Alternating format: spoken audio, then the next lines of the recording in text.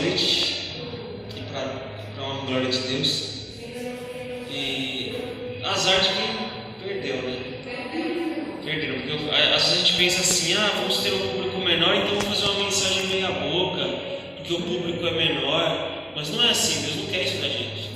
Deus quer que nós preguemos com o mesmo entusiasmo que a gente prega para 100 pessoas, a gente prega para uma. A gente não pode fazer diferença de quantidade, né? A gente poderia reclamar aqui de poucas pessoas, mas ao invés disso eu prefiro louvar a Deus pela presença de vocês, né, que estão aqui. Então, louvado seja Deus porque você está aqui, né? Você é um guerreiro, uma guerreira de Deus que está aqui. Tinha tudo para ficar em casa, o clima está frio, é domingo à noite, amanhã é a correria para todo mundo, mas você escolheu estar aqui, né? Então, Deus seja louvado. E o tema vou procurar ser o mais breve possível. O tema é como não ser enganado. Como não ser enganado. E é um tema muito importante. Porque nesses últimos dias seremos enganados. O engano será muito grande. Muitas pessoas serão enganadas. Então esse tema é muito importante. Eu vou começar com uma história. Aqui, uma história que eu li uns dias atrás aqui, que é uma parábola judaica, e eu vou contar ela para vocês agora, né?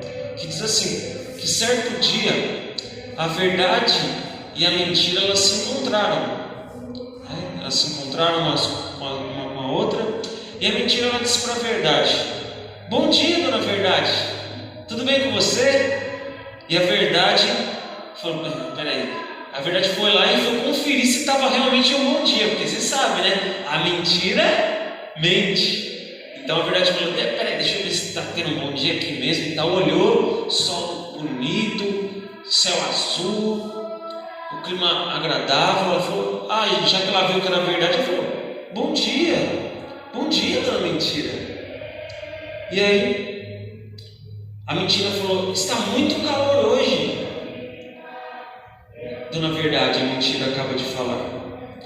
E a verdade viu que a mentira falou a verdade de novo. E aí ela relaxou, ela falou: puxa vida, acho que essa mentira não é tão mentira assim, né? Falou que o dia tá bom, né? Falou que está muito calor, E aí a verdade ali relaxou. E aí a mentira, percebendo que ganhou terreno ali, né? Viu que a mentira estava sempre falando a verdade. E aí a mentira falou assim, a mentira pulou na água e falou: verdade, vem aqui, ó. Nossa, essa água tá fresquinha. Pula aqui, dona Verdade. E a verdade, já confiando 100% na mentira, foi lá. Pulou também.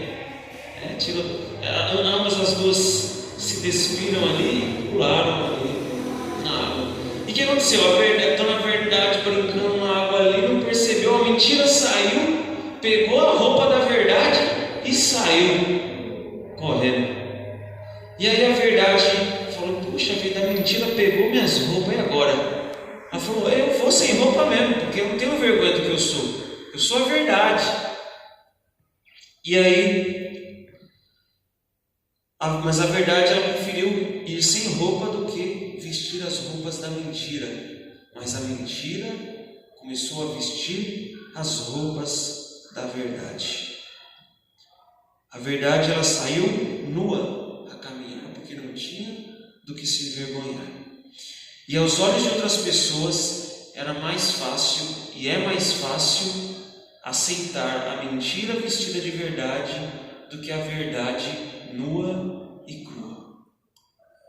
Essa parábola, essa história nos ensina, né, muitas coisas. Hoje temos a mentira vestida de verdade. A mentira nunca se mostra como ela é. A verdade é como ela é. Você percebe que ninguém que quer enganar você diz que está enganando você? Eu falo para a Lúcia assim: ó, Lúcia, seguinte, eu vou vender esse álcool em gel aqui, mas na realidade o que tem aqui é água, vamos dizer.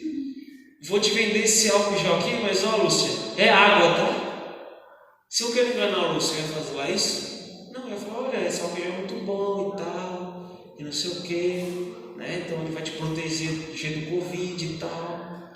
Então, a mentira ela se vestiu de verdade. E quem não está ligado a Deus, que não escuta a palavra de Deus, não vai saber diferenciar a verdade da mentira. Porque a mentira e a verdade, elas são tão parecidas em alguns casos elas vai ser pior ainda, que é uma linha bem fina. Ellen White fala que é uma linha bem fina, que quase imperceptível você vai separar uma da outra. É igual uma teia de aranha. A teia de aranha você vê mais quando o sol bate nela, não é? Às vezes quando não tem sol você não consegue ver ela direito. Quando bate o raio de sol você fala, olha, tem uma teia de aranha. Então é assim que a gente vai saber diferenciar a verdade da mentira. E hoje nós vamos aprender como identificar um falso profeta e um profeta verdadeiro. Como que eu posso diferenciar se aquela pessoa é um falso profeta, se ela está pregando a verdade, se é uma pessoa que eu posso confiar ou não? Então essa noite a gente vai aprender 4 pequenos passos de como identificar um profeta verdadeiro. Mas o que é um falso profeta?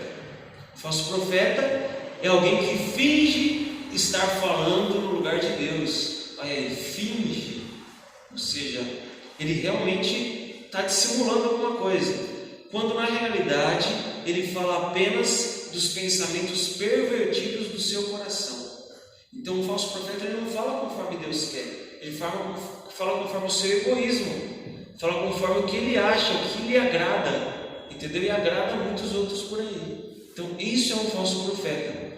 E vamos agora ao primeiro passo de como identificar um profeta verdadeiro e um falso profeta. Isaías 8:20. Isaías capítulo 8, verso 20.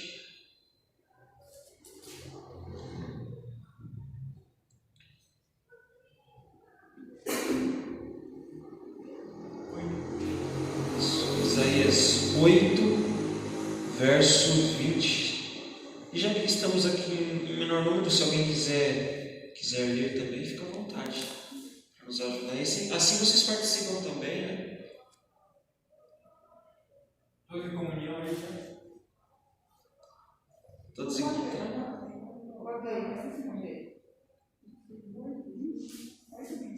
Isso. 8:20.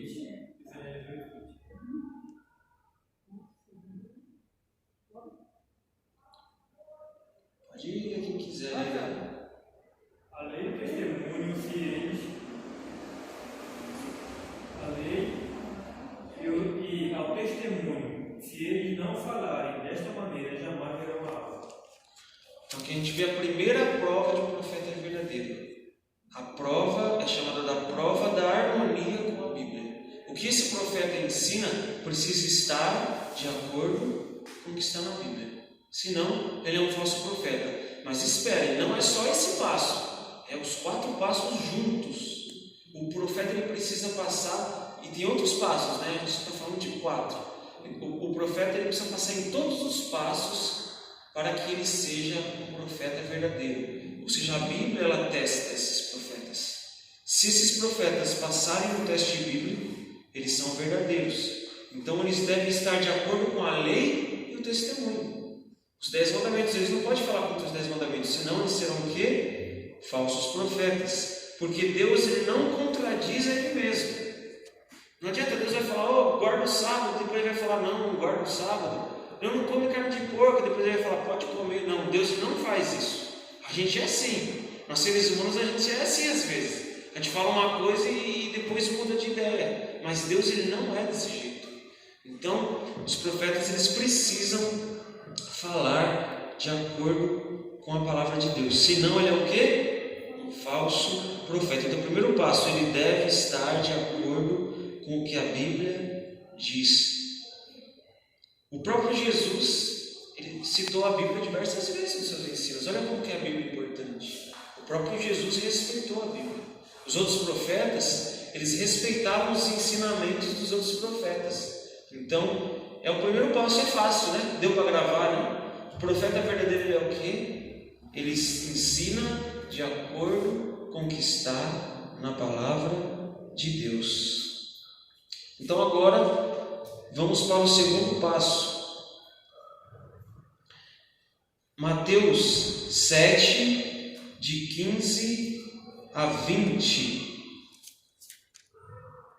Mateus 7, 15 a 20 é o nosso segundo passo.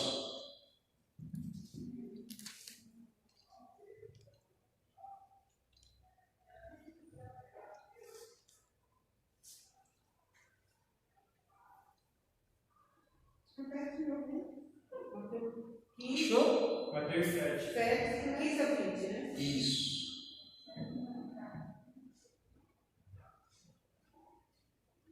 Alguém gostaria de ler para nós? Alguém se sente à vontade?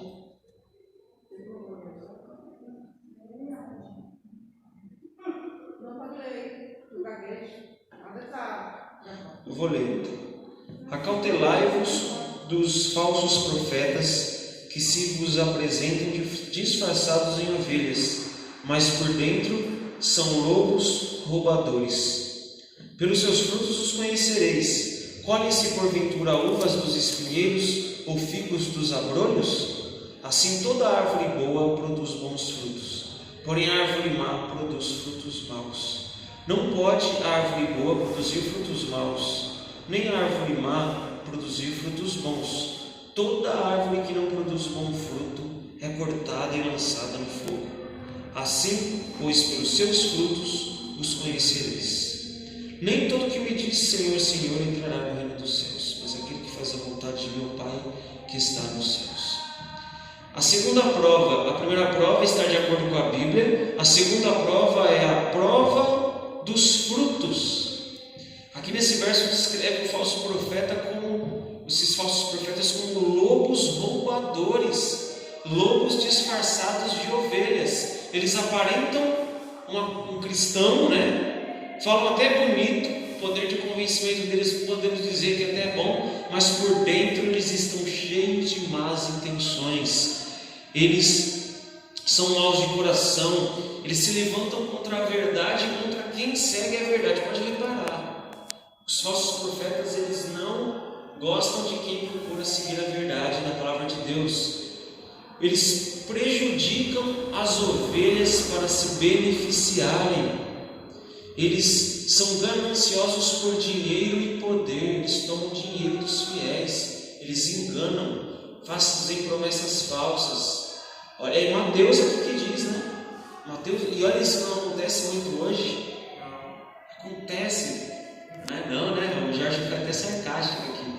Mas olha, eu vou dizer para vocês, Valdomiro, olha, é fichinha, tá? Pelo que ainda está por haver de engano. É fichinha, porque você vai a maioria sabe que engana, né? Tem uma parcela de pessoas que são enganadas por eles, mas é fichinha. O que o inimigo tem preparado para enganar as pessoas, vocês não têm noção.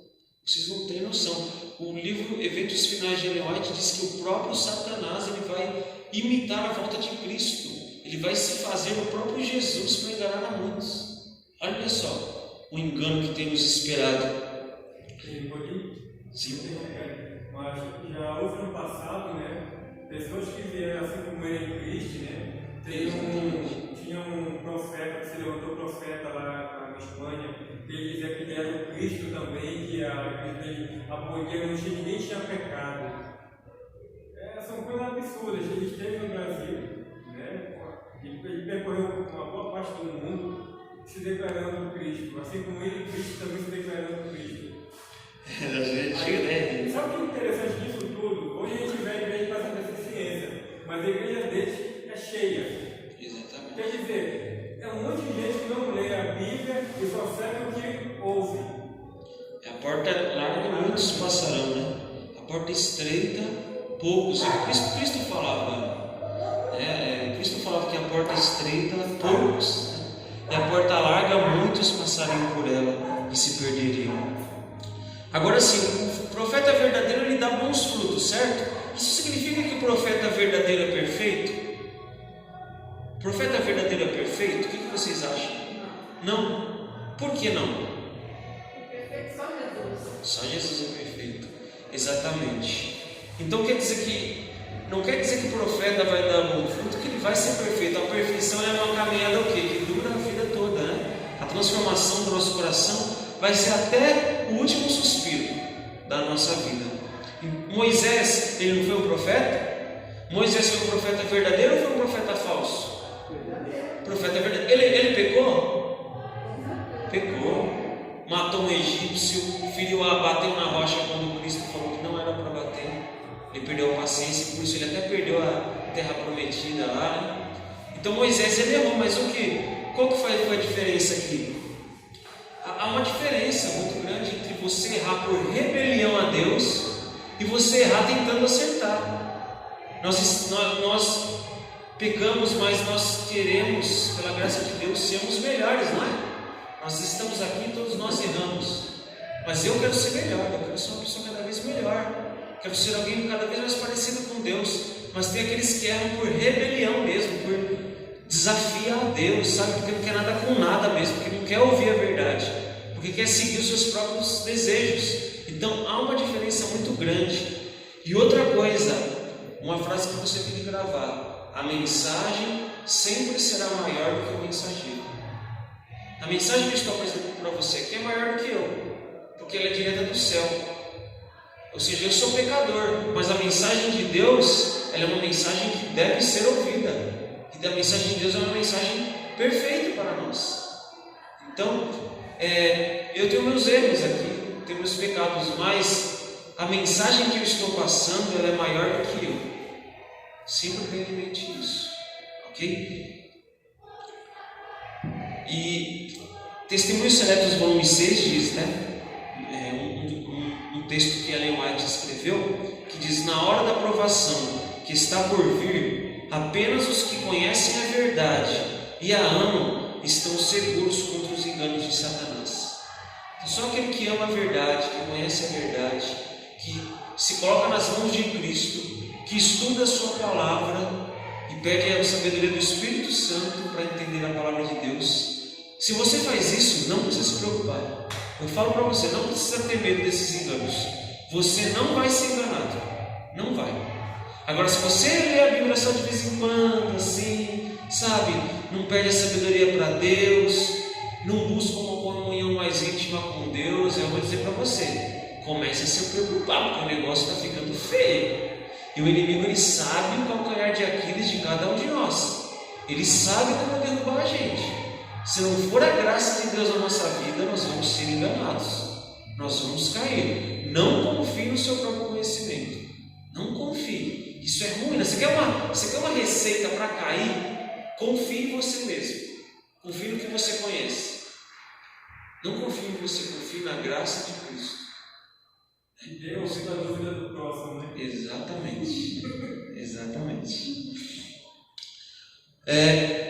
E aí a gente pode dizer, mas nas outras igrejas não tem pessoas sinceras? Né? Que às vezes pregam até coisas que não estão de acordo com a Bíblia. Existem muitas pessoas sinceras. E não cabe a mim julgar que é sincero e que não é. Cabe? Não cabe, eu não sou Deus. Mas uma coisa eu posso dizer para você: uma mentira, ela continua sendo mentira, mesmo se for dita por alguém que acha que é verdade e tem boa intenção. Mesmo que aquela pessoa tenha uma boa intenção e ela acha que aquilo que ela está pregando é verdade, se for uma mentira, vai ser mentira. Se não estiver de acordo com a palavra de Deus, vai ser mentira do mesmo jeito. Agora, não quer dizer que alguém de outra denominação não tem uma palavra de conforto para mim. Não quer dizer isso, eu não estou dizendo isso. Sabe, há pessoas de outras religiões aí que pregam assim e falam coisas que nos confortam, sabe?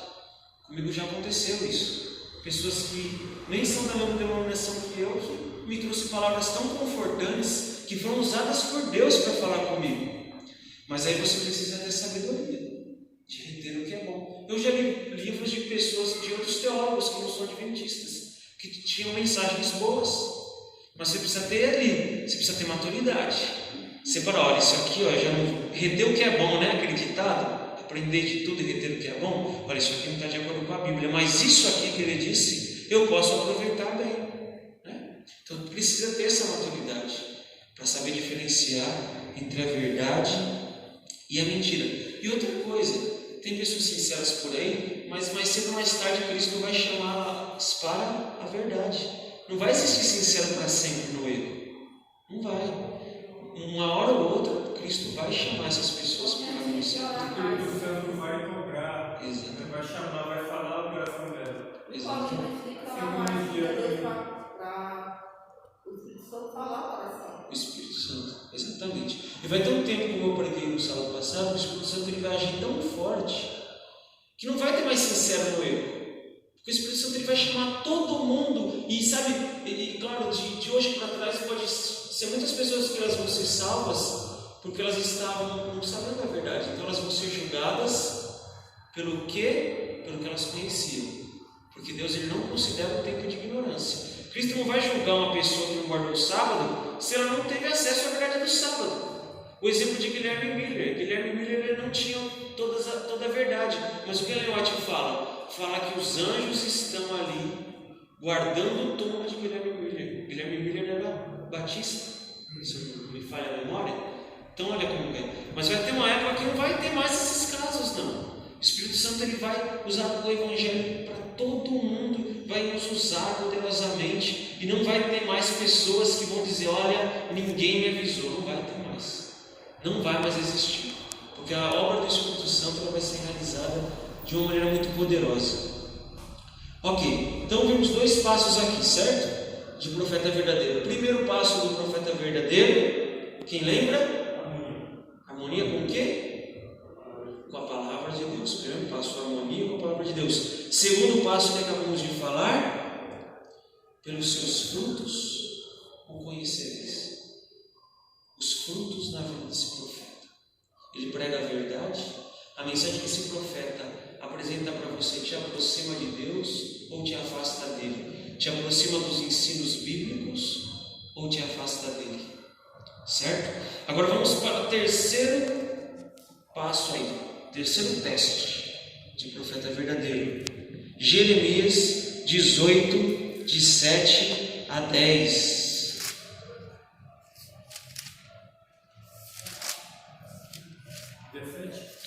Jeremias 18, do verso 7 ao verso 10. 18, isso. Exatamente. Jeremias 18, versos 7 a 10. Todos encontraram aí? Fica ali depois de Isaías, né? Antes de Lamentações. Achou? Ó, Jorge. Jorge fez uma academia aí para.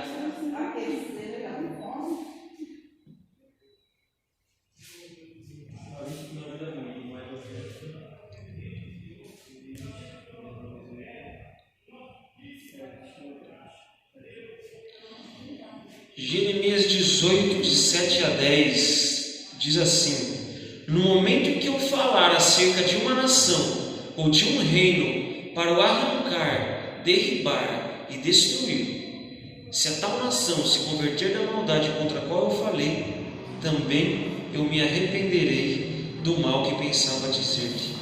E no momento em que eu falar acerca de uma nação ou de um reino para o edificar e plantar, se ele fizer o que é mal perante mim e não der ouvidos à minha voz, então me arrependerei do bem que houvera dito e farei.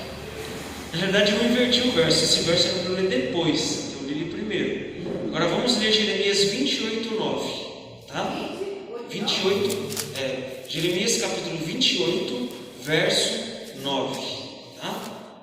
Era para eu ter lido antes, mas não tem problema, a ordem dos tratores não altera o viaduto. É um pouco umas páginas aí para frente só, né?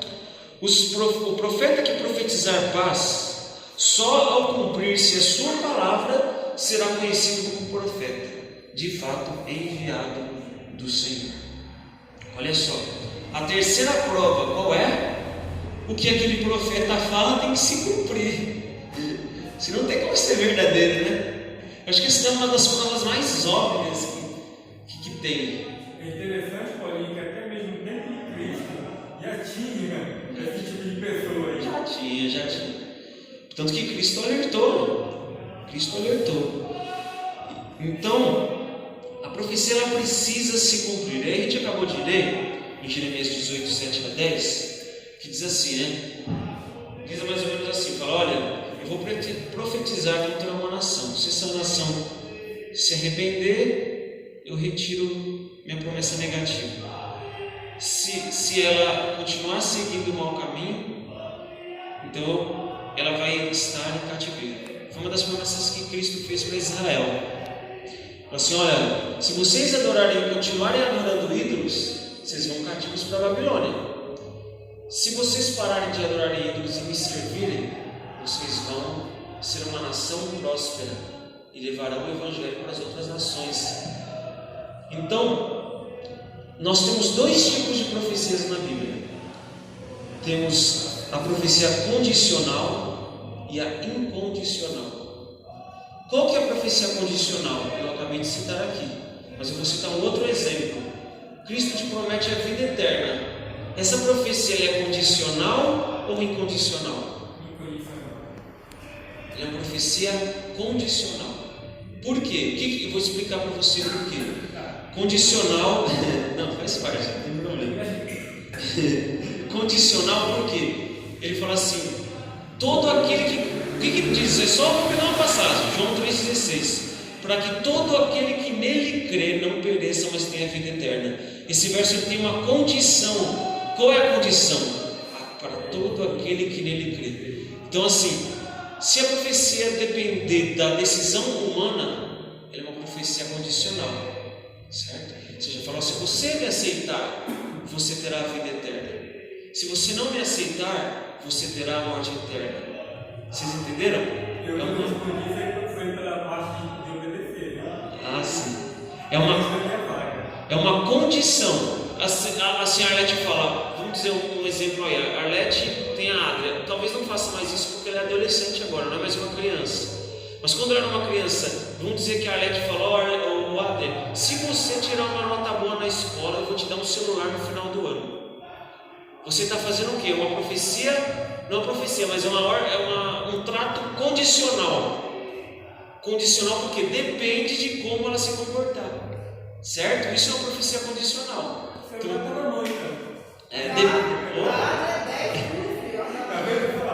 Então depende, essa profecia ela vai se cumprir na sua vida dependendo da sua escolha. Essa profecia vai se cumprir ou não. Agora temos a profecia incondicional. Quem sabe uma profecia incondicional? Cristo. A volta de Jesus é uma profecia incondicional. Por quê? Quer você esteja preparado ou não, quer você acredite ou não, Cristo vai voltar. Ok? Querendo ou não querendo. E todo mundo vai ver. E todo mundo vai ver. Todo mundo, os simples, os justos, quem acreditou, quem não acreditou, aqueles que mataram a Jesus, aqueles que açoitaram ele, aqueles que seguiram ele. Todo olho verá. A Arlete é fiada na Bíblia. Fiada, essa não vai ser enganada não, pela graça de Deus não vai ser. Então,